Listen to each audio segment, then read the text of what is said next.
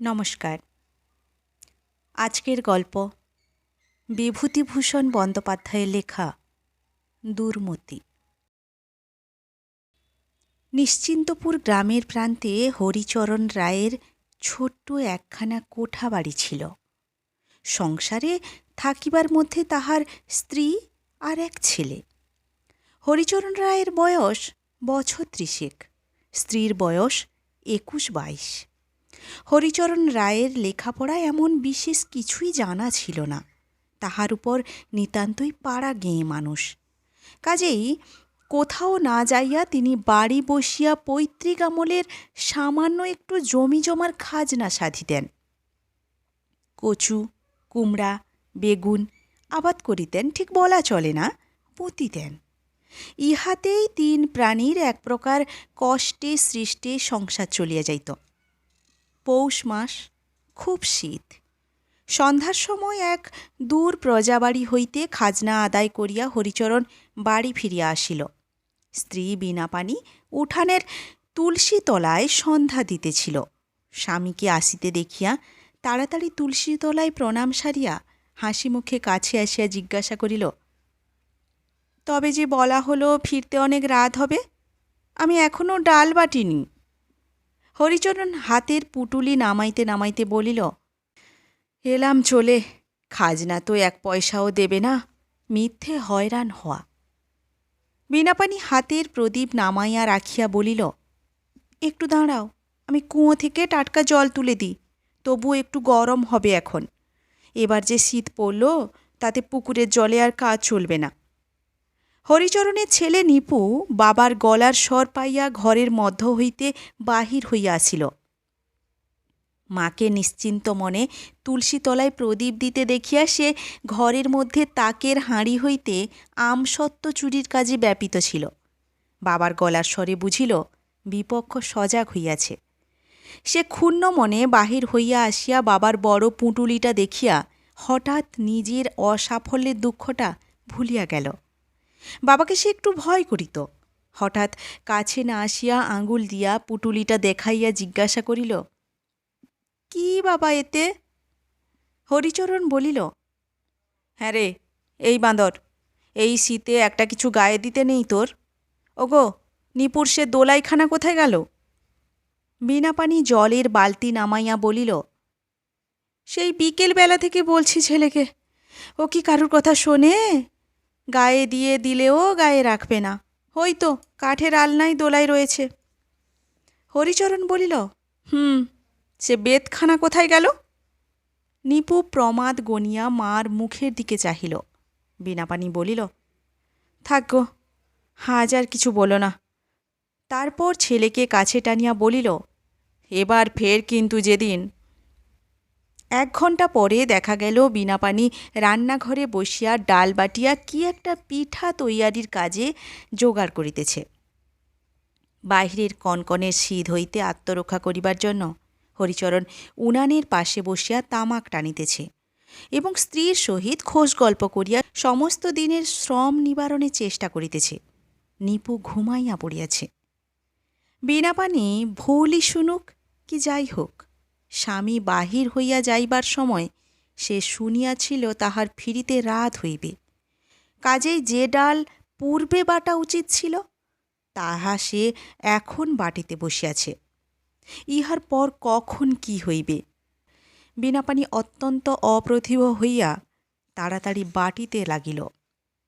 হরিচরণ ভালো করিয়া ১ কলিকা তামাক সাজিতে সাজিতে বলিল, অত করে তাড়াতাড়ি করছিস কেন রে?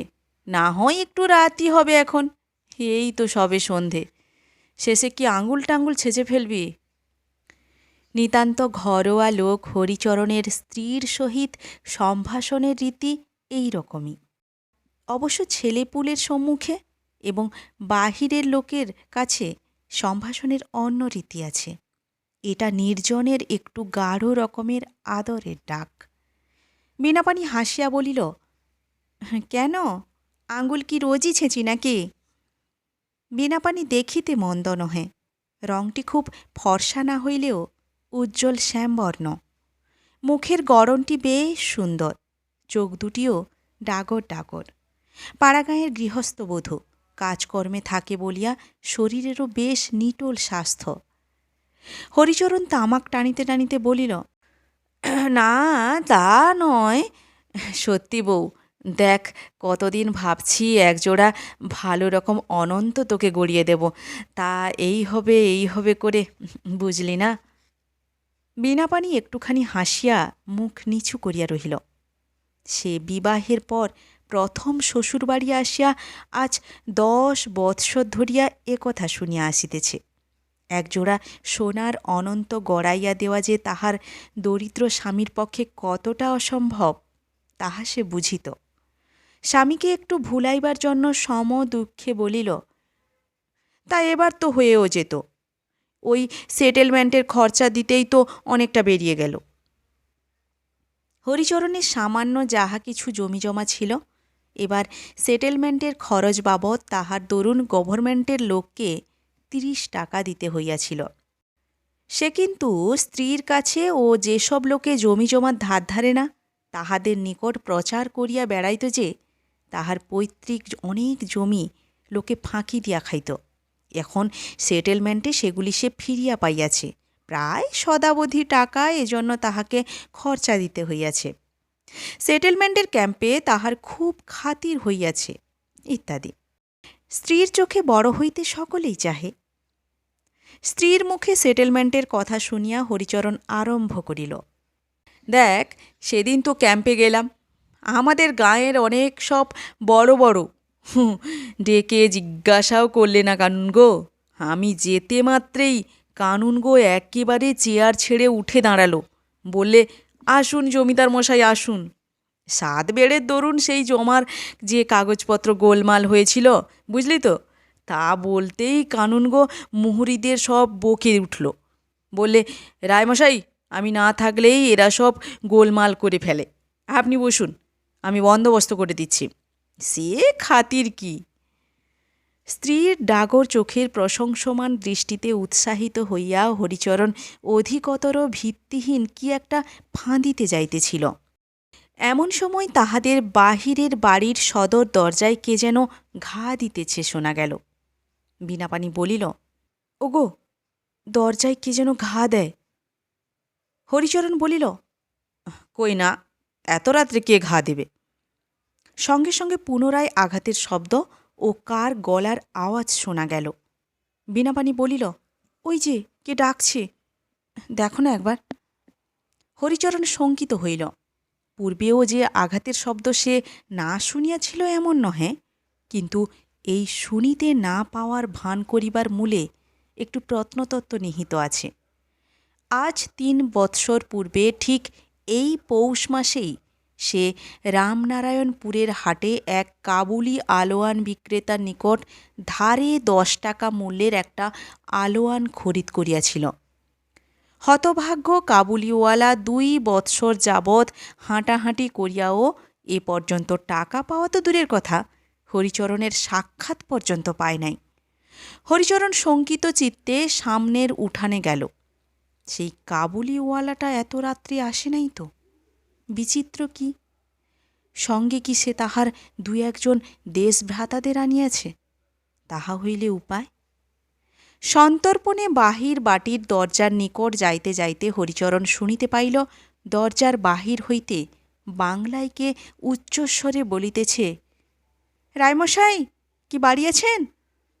যাক, বাঁচা গেল, তাহা হইলে কাবুলিওয়ালাটা নয়। হরিচরণ খিল খুলিয়া দিল, দেখিল বাহিরে একজন অপরিচিত ভদ্রবেশী পৌর দাঁড়াইয়া। পৌর জিজ্ঞাসা করিলেন, এইটাই কি হরিচরণ রায় মহাশয়ের বাড়ি? হরিচরণ বলিল, আগে আমারই নাম। পৌর বলিলেন, তা বেশ, বড় সন্তুষ্ট হলাম। আমি আসছি কলকাতা থেকে, এই ট্রেনেই আসছি। তোমার শ্বশুর রামজীবনবাবু আমার একজন ঘনিষ্ঠ বন্ধু ছিলেন, তার ওখানে একসময় আমার খুব যাতায়াত ছিল, তবে আমিও এখন বাইরে থাকি, এই জন্য ততটা আর। তা বেশ বেশ, বড় সন্তুষ্ট হলাম বাবাজীবনকে দেখে। বীণা এখানেই আছে তো? হরিচরণ বলিল, আগে হ্যাঁ, তা আসুন বাড়ির মধ্যে, মুখে অভ্যর্থনা করিলেও মনে মনে সে অত্যন্ত চটিয়া গেল। দিব্য শীতের রাত্রে স্ত্রীর সহিত গল্প জমাইয়া আনিয়াছিল, তা নয় এখন আবার রাঁধো ভাত, নিয়ে এসো জল খাবার। কোথায় বা পিঠা আর কোথায় বা কি, শ্বশুরগিরি ফলাবার আর সময় পেলেন না। এর চেয়ে সে কাবুলিওয়ালাও যে ছিল ভালো। না, এইসব দুর্বৃত্তের জন্য দুনিয়ায় আর সুখ শান্তি নেই। পৌর বলিলেন, বাবাজি, তোমার শ্বশুরের সঙ্গে আমার হরিহরাত্মা ছিল। আমার নাম শুনেছ কি না জানি না, আমার নাম কৃষ্ণলাল গাঙ্গুলি। ছেলেবেলা থেকেই বন্ধুত্ব। তার ছেলেপিলে সব আমার কোলে পিঠে মানুষ। তোমার যখন বিয়ে হয় তখন আমি লাহোরে চাকরি করি, কাজে আসতে পারিনি। আহা, ছোকরা অল্প বয়সেই মারা গেল, সবই ভবিতব্য। হরিচরণের বাড়ির দালান ছিল নিতান্ত ছোট, পৈতৃক আমলের বাড়ি। অনেক দিন মেরামত হয় নাই। জানালার কবাট খুলিয়া পড়িয়াছে, কোনো কোনোটি নারিকেলের ছোবড়ার দড়ি দিয়া গরাদের সহিত বাঁধা। হরিচরণ কৃষ্ণলালবাবুকে দালানে একটা ছোট টুলের উপর বসাইয়া বলিল, বসুন, আমি বাড়ির মধ্যে বলি। কৃষ্ণলালবাবু বসিয়া দেখিলেন দালানের দরজা জানালা একটাও ভালো অবস্থায় নাই। সবগুলির ফাঁক দিয়া ইহু হু করিয়া হিম আসিতেছে। বন্ধুর এই কন্যাটি সকলের ছোট। 3টি মেয়ের বিবাহ দিবার পর সর্বশান্ত হইয়া তাহার বিবাহ দেন। সে যে ভালো পাত্রে পড়ে নাই তাহা তিনি জানিতেন। কৃষ্ণলালবাবু মনে মনে কষ্ট অনুভব করিলেন। মিনিট 4-5 পরে উত্তর দিকে দরজা ঠেলিয়া বীণাপাণি দালানে প্রবেশ করিল। কৃষ্ণলালবাবু তাড়াতাড়ি চৌকি ছাড়িয়া উঠিয়া দাঁড়াইলেন। বলিলেন, এসো এসো বিনু, মা আমার এসো। ও সেই তোর বিয়ের আগে মা, তখন আমি। বীণাপাণি গলায় আঁচল দিয়া কৃষ্ণলালবাবুকে প্রণাম করিল। কৃষ্ণলালবাবু তাহার হাত ধরিয়া তুলিলেন। এসো এসো, সাবিত্রী সমান হও মা। দেখি মা বিনুত মুখখানা তোর, কত দিন দেখিনি। বীণাপাণির মাতা পিতা কেহ ছিল না। বাপের বাড়ির ভাইয়েরা থাকিলেও পিতার মৃত্যুর পর তাহার বড় খোঁজ খবর করিত না।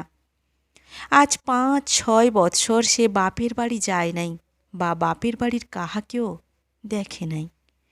নির্জনে তাহার মায়ের মুখ মনে পড়িত, বাপের মুখ মনে পড়িত, শৈশবের সাথীদের মুখ মনে পড়িত, উঠানের বকুলতলার সেঁজুতি ব্রতের কথা মনে পড়িত। তার বিরহী প্রাণটি পুকুরের ঘাটের চালতাতলায় শত শৈশবী স্মৃতিভরা তাহাদের পাড়ার ধুলামাটির পথে পথে সেই বকুল ফুলদের বুকে মুখ লুকাইয়া মনের সমস্ত দুঃখ কষ্ট উজাড় করিয়া দিত অসহ্য তৃষ্ণায়। ভাইয়েরা তাহার খোঁজও করে না।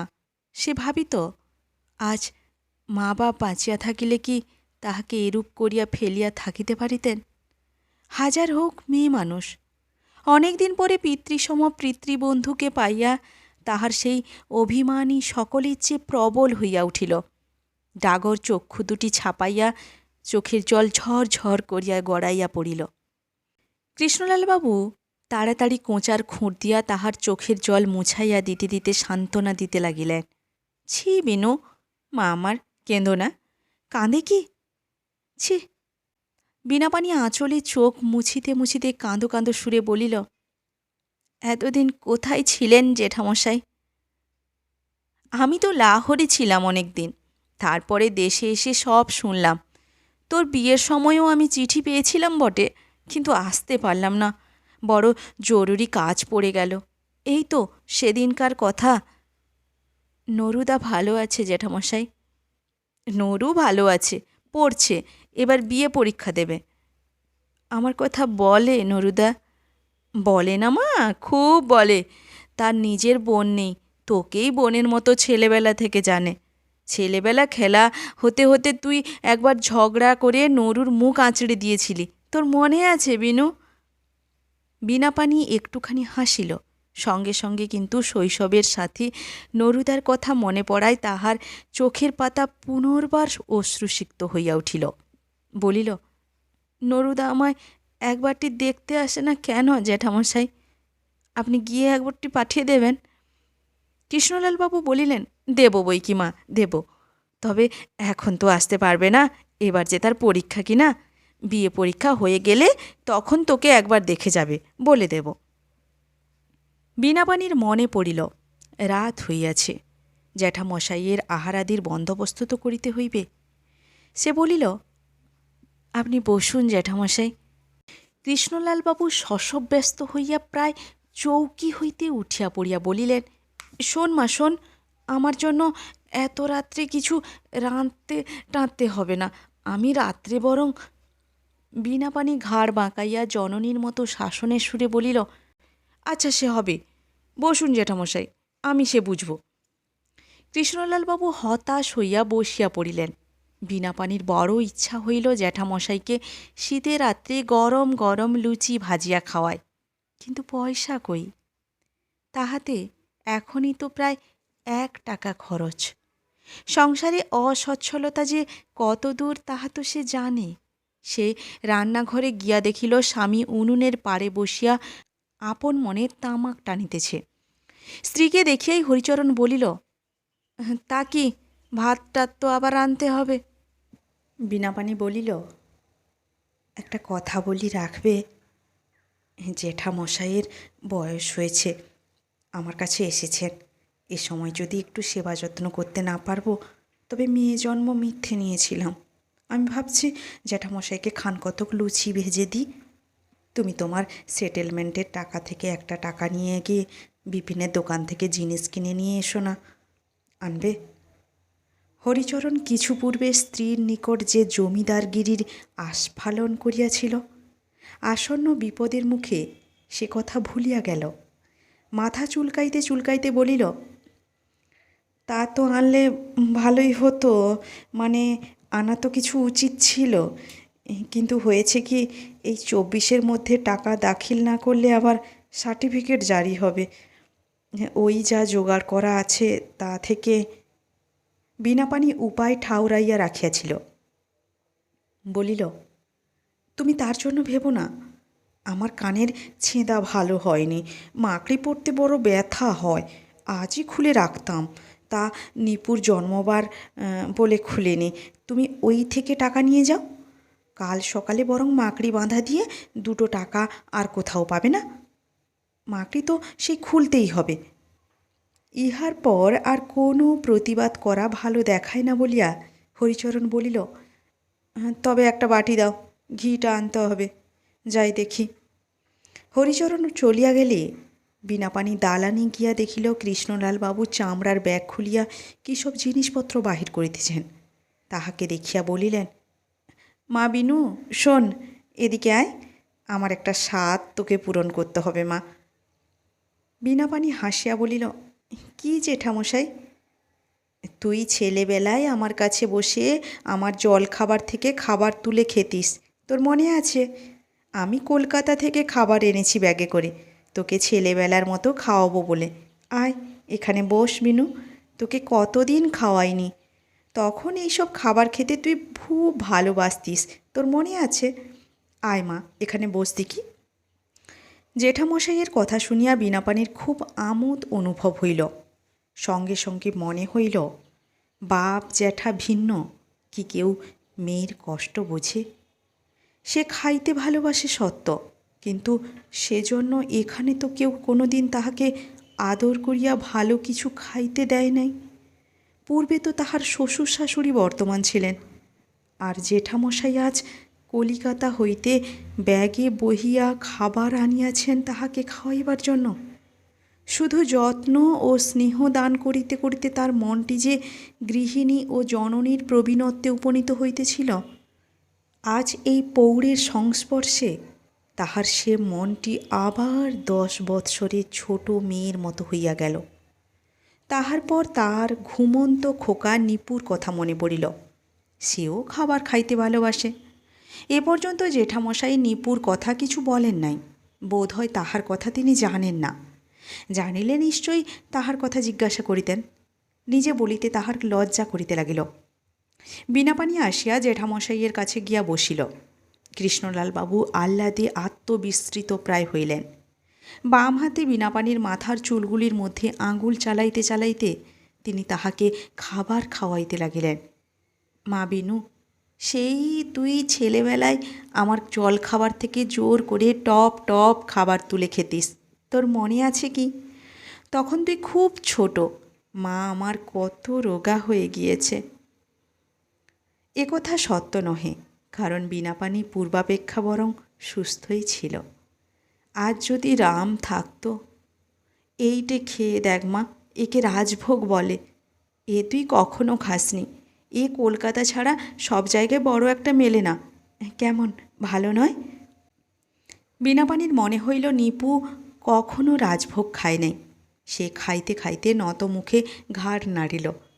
আরও কিছু খাইবার পর বীণাপানি বলিল, জ্যাঠামশাই, আর কত খাবো? আচ্ছা, এই অমৃতিখানা শুধু খা, আর খাবারগুলো তুলে রেখে দে জামাইকে। তারপর বলিলেন, একটু দাঁড়া, এই দেখ দেখি, এই ব্রেসলেট জোড়াটা তোর জন্য গড়িয়েছি মা, দেখ দেখি হাতে হবে তো? কৃষ্ণলালবাবু নিজের মেয়ে ছিল না।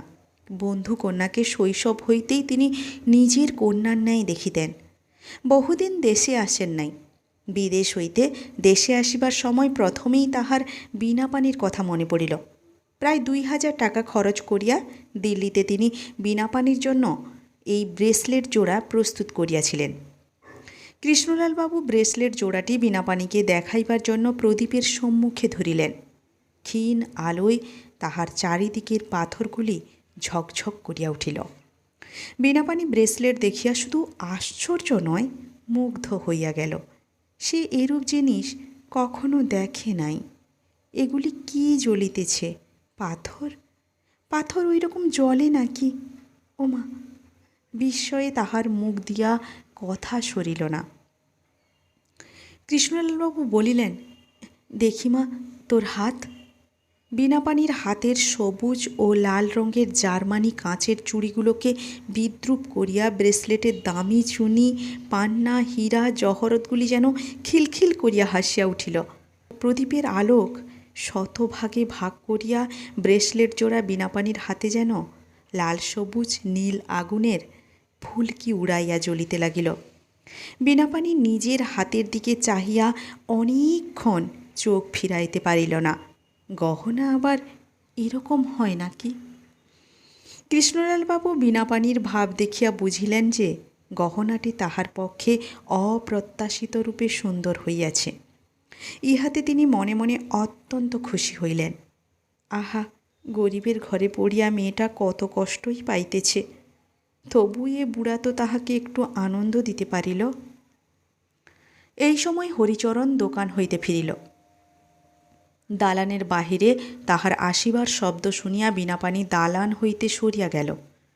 একটু পরে সে যখন রান্নাঘরে লুচি ভাজিতে বসিয়াছে, হরিচরণ সেখানে আসিলে বীণাপানি হাসিতে হাসিতে বলিল, আজ কি দেখাবো বলো দেখি?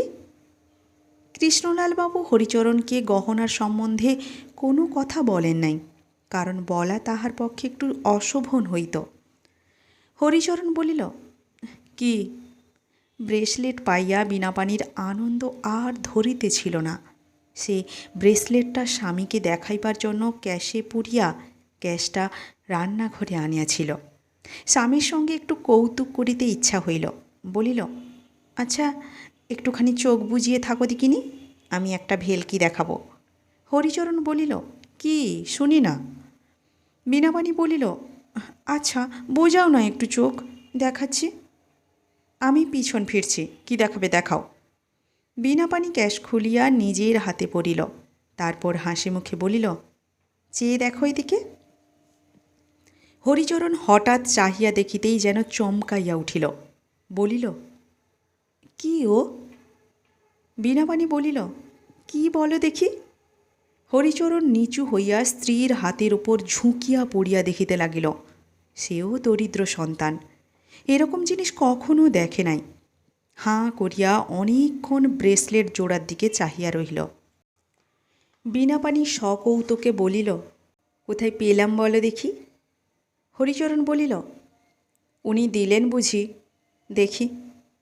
তাহার পর ব্রেসলেটের পাথরগুলির ওপর সন্দিগ্ধভাবে হাত বুলাইতে বুলাইতে বলিল, এগুলো বোধহয় কাঁচ। এরকম কাঁচ বসানো আংটি তো দেখেছি, কলিকাতা থেকে হরিগাঁয়ের মেলায় বিক্রি করতে আনে। এর দাম বেশি নয়। বীণাপাণি বিজ্ঞ জহুরির মতো মুখখানা গম্ভীর করিয়া বলিল, হ্যাঁ কাঁচ, এসব পাথর, খুব দামি পাথর। হরিচরণ বলিল, তুই কি করে জানলি পাথর? তুই পাথর চিনিস? বীণাপাণি মুখ হইতে বিজ্ঞতার বোঝা ভালো করিয়া না নামাইয়াই বলিল, জ্যাঠামশাই বললেন যে। হরিচরণ ব্রেসলেট জোড়া ঘুরাইয়া ফিরাইয়া ভালো করিয়া দেখিল, তারপর বলিল, তা যদি হয় তাহলেও কিন্তু এর দাম 300 টাকার 1 পয়সা বেশি নয়। বীণাপাণি সন্দিগ্ধ সুরে বলিল, তুমি কি করে বুঝলে?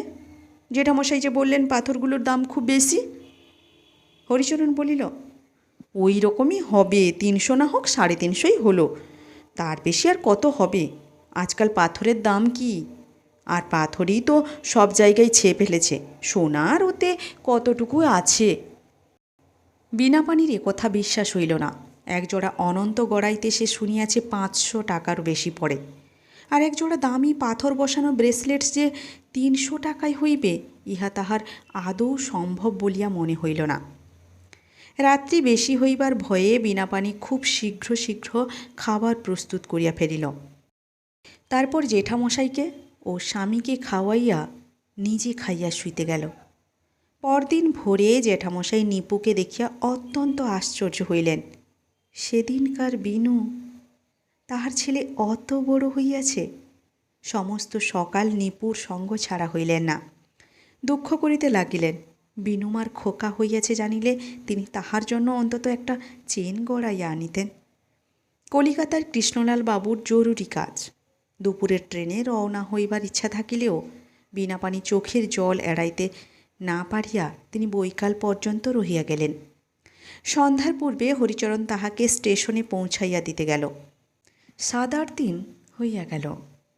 বীণাপাণি ব্রেসলেট জোড়া মাত্র বৈকালে কিছুক্ষণের জন্য পরিত। অন্য সময়ে বাসন মাজা, উঠান ঝাঁট, রান্না বান্না করা, ইহার মধ্যে কখন সে ব্রেসলেট পরে?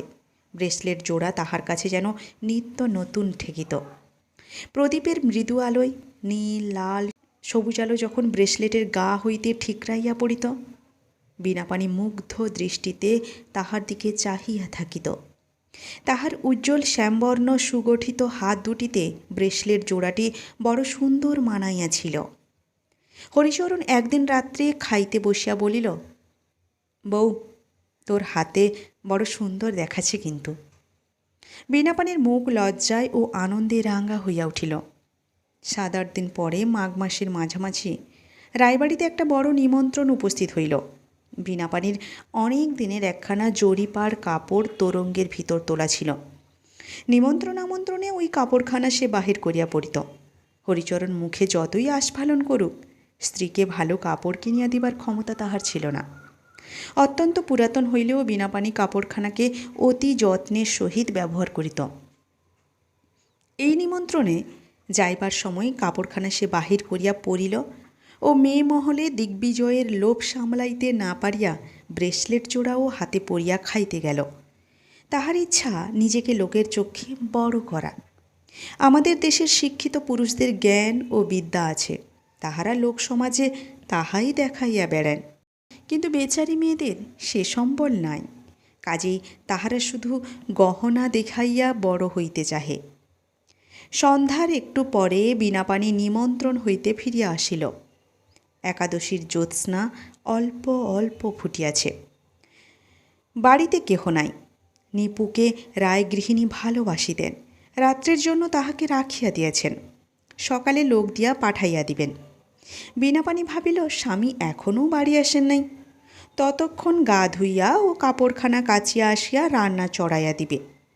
পুকুরের ঘাটে যাইবার সময় দেখিল বাগানের বেড়ার ওপারে বসিয়া স্বামী কি কাজ করিতেছেন। গা হাত ধুইয়া পুকুর হইতে উঠিবার সময় সে দেখিল স্বামী বেড়ার ধারে নাই। বোধহয় উঠিয়া বাড়ি গিয়া হাত পা ধুইতেছেন।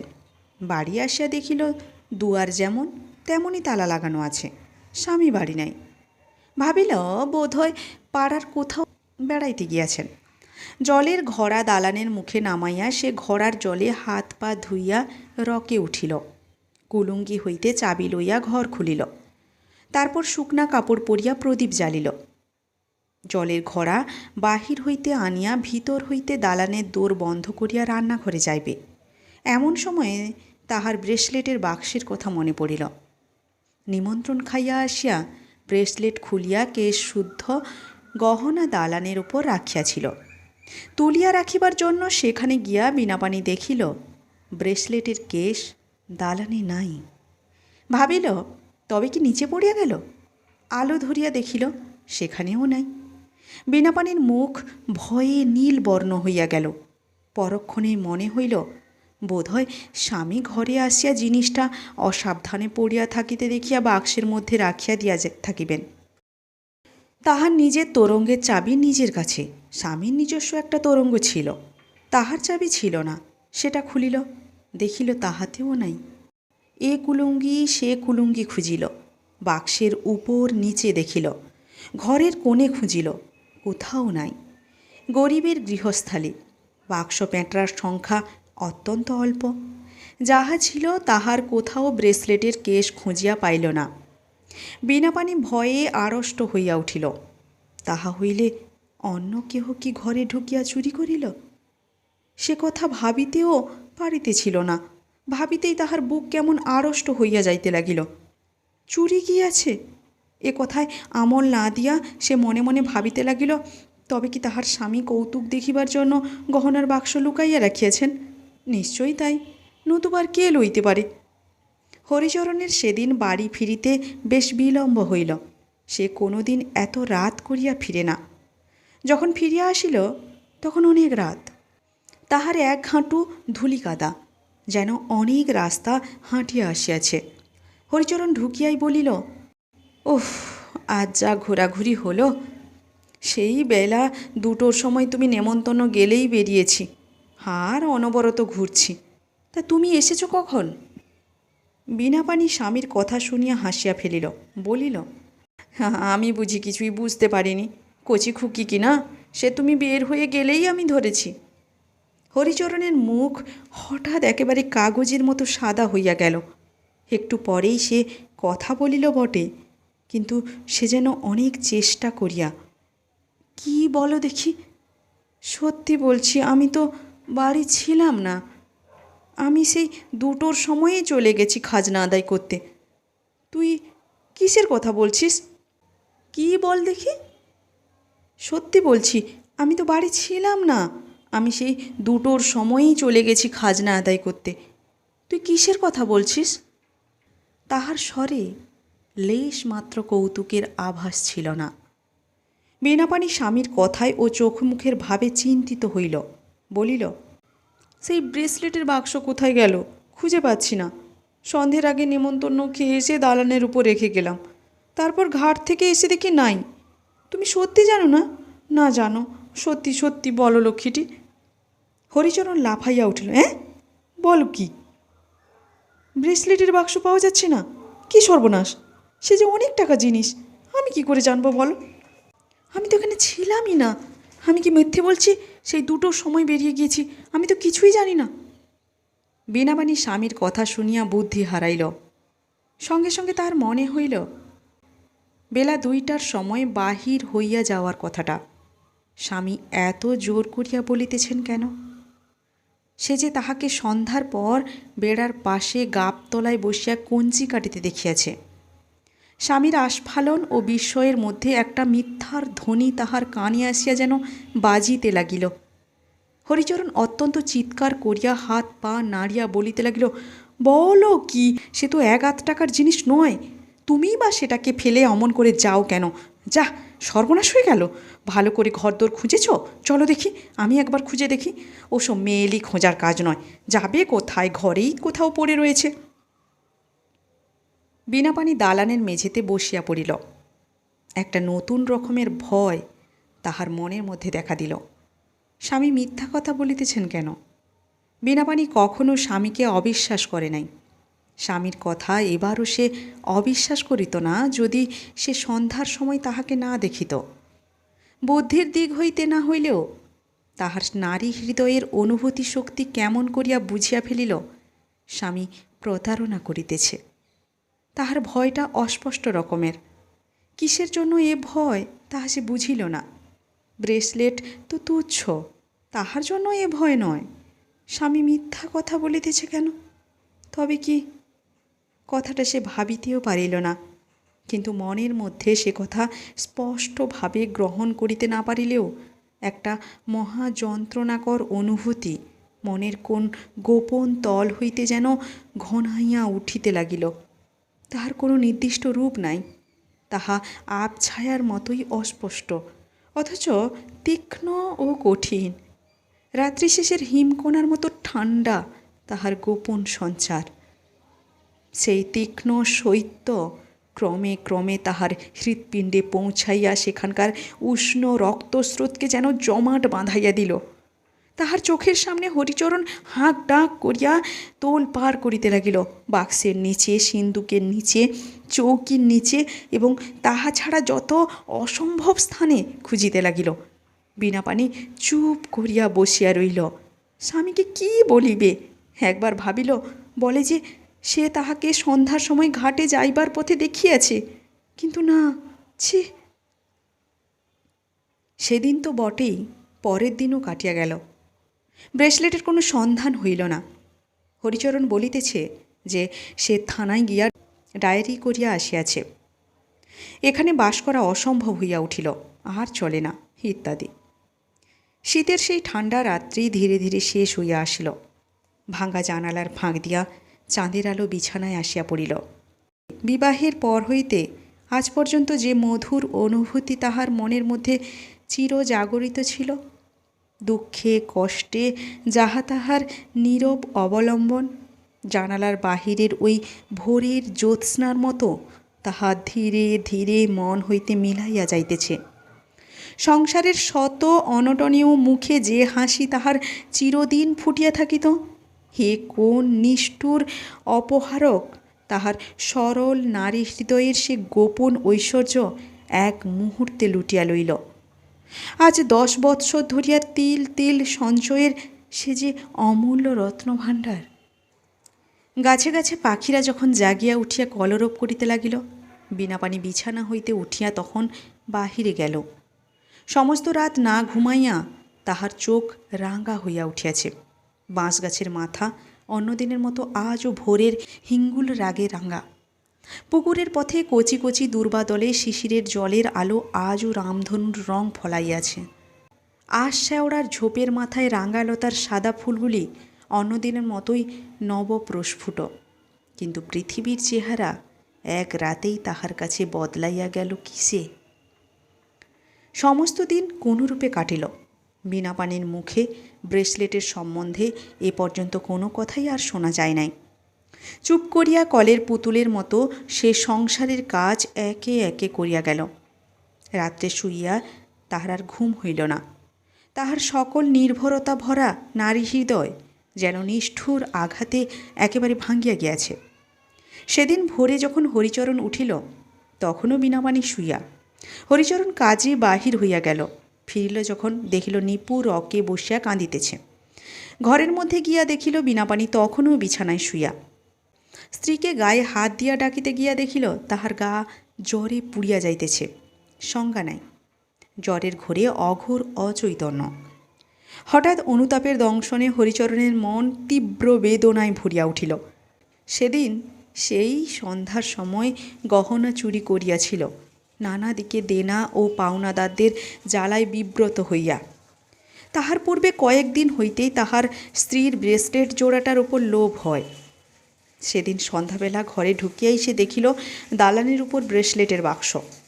লোভ সামলাইতে না পারিয়া সেই ব্রেসলেট চুরি করিয়া রামনারায়ণপুরে এক মারোয়ারির দোকানে গিয়া বিক্রয় করিল মোট 700 টাকায়। ভাবিয়াছিল পরে না হয় একদিন সব প্রকাশ করিবে। স্ত্রীর মাথার কাছে গিয়া ডাকিল, বউ, ও বউ। বীণাপাণি চোখ মেলিয়া চাহিল, চোখ জবা ফুলের মতো লাল। হরিচরণ পাগলের মতো রামহরি ডাক্তারের বাড়ি ছুটিল। ডাক্তার আসিয়া বলিলেন, জ্বরটা খুব বেশি হয়েছে, তবে ভয়ের কোনো কারণ নেই, শিশিটা পাঠিয়ে দেবেন, ওষুধ দেব। সেই দিন বৈকাল হইতে কিন্তু বীণাপাণির অবস্থা খুব খারাপ হইয়া উঠিল। শেষ বেলা হইতেই ছটফট করিতে লাগিল। সন্ধ্যার পর হইতে জ্বরের ঘোরে প্রলাপ বকিতে লাগিল। ওগো, আমায় বললে না কেন? মুক্তোর মালা ছড়াটা তোমায় এমনিই পরিয়ে দিতুম, আমি তো রাখতে চাইনি। ডাক্তার বলিলেন, আজকের রাত আর টিকবে কিনা সন্দেহ। 10-12 বৎসর পরের কথা। নিপু এখন বড় হইয়াছে, সে বেশ ভালো ছেলে হইয়া উঠিয়াছে। এইবার আইএ পরীক্ষা দিবে। হরিচরণের দ্বিতীয় পক্ষের বউ মেঘলতা তাহাকে নিজের ছেলের মতোই বেশ আদর যত্ন করে। এ পক্ষে হরিচরণের আরও 2 ছেলে মেয়ে হইয়াছে। গ্রামে একখানা ছোট মুদিখানার দোকান করিয়া এখন তাহার এক প্রকার ভালোই চলে। শীতের সন্ধ্যায় চুপচাপ বসিয়া তামাক টানিতে টানিতে অনেক সময় তাহার প্রথম পক্ষের স্ত্রীর কথা মনে পড়ে। অনেক দিন আগে রান্নাবাড়ির উঠানে বীণাপানি একটা ডালিমের চারা পুঁতিয়াছিল।